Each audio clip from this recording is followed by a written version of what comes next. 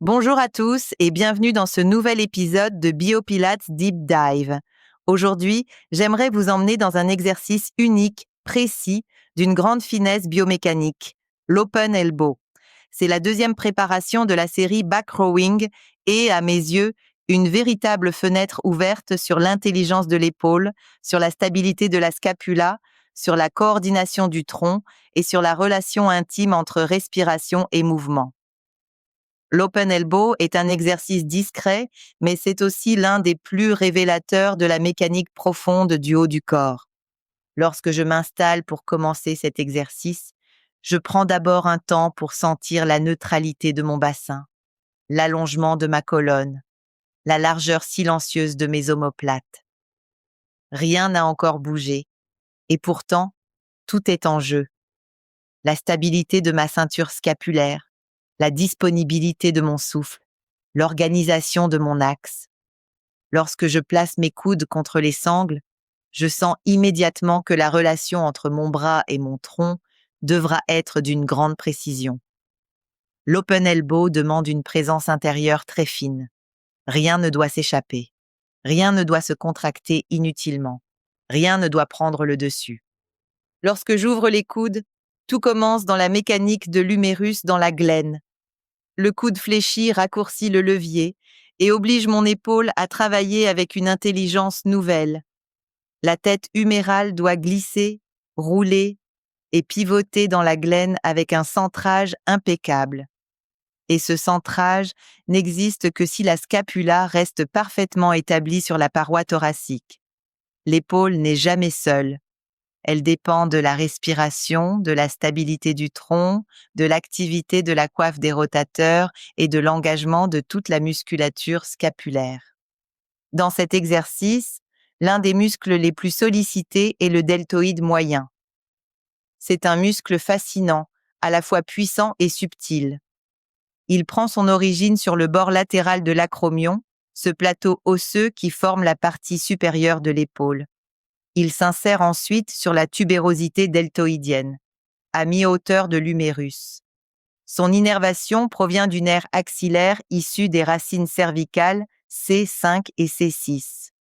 Son action principale est l'abduction du bras, mais dans l'Open Elbow, il devient l'architecte de la hauteur du bras et le garant de la trajectoire de l'abduction horizontale. Lors de l'ouverture des coudes, c'est lui qui produit la force qui éloigne l'humérus du plan sagittal. Lors du retour, il travaille excentriquement pour ralentir la trajectoire, absorber la charge et préserver la stabilité de l'épaule. Mais surtout, il doit doser.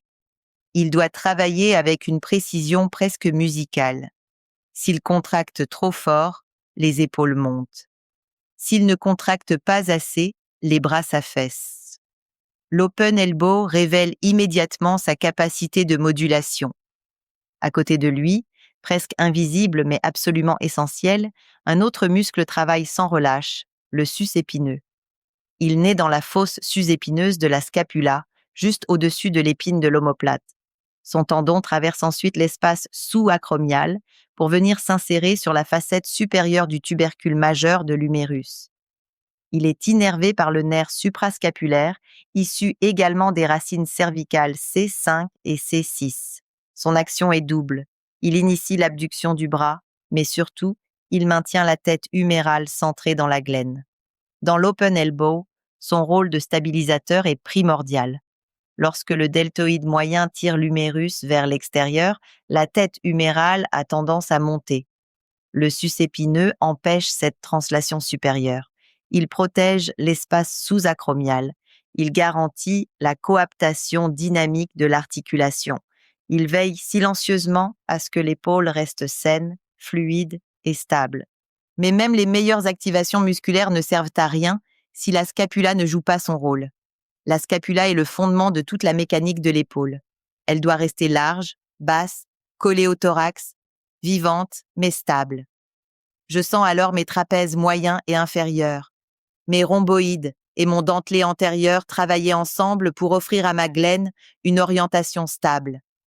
Dès que la scapula s'élève ou se pince, Tout le mouvement se dérègle. L'humérus perd son centrage, le deltoïde compense, le sus épineux s'épuise et le trapèze supérieur surgit.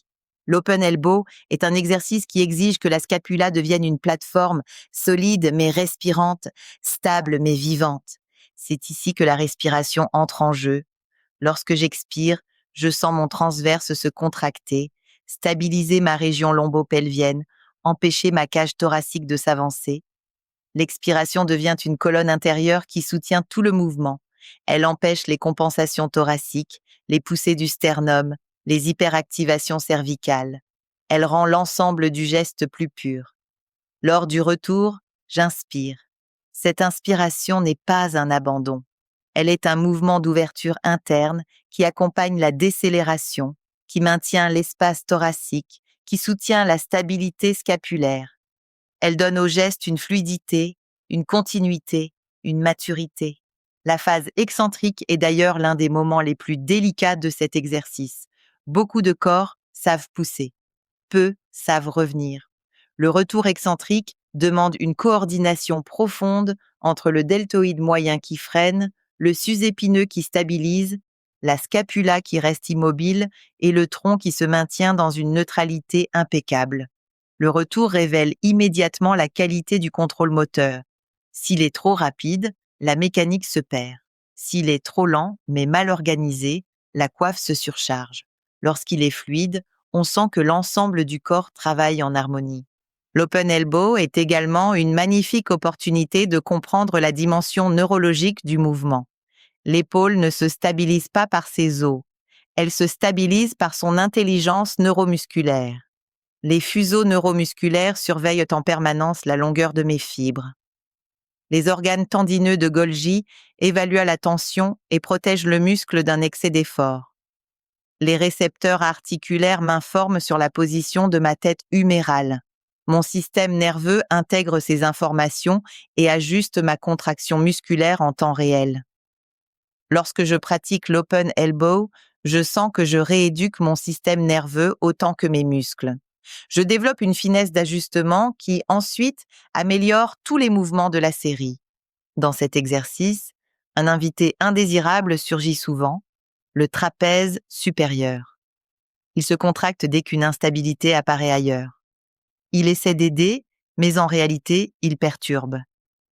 Il élève les épaules, réduit l'espace sous-acromial, crée une tension dans la nuque.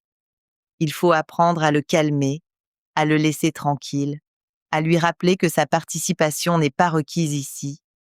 Lorsque je sens ma nuque longue, mes omoplates larges, mes clavicules ouvertes, je sais que le trapèze supérieur ne domine pas et que ma mécanique est juste. Finalement, comment reconnaît-on un open elbow bien exécuté?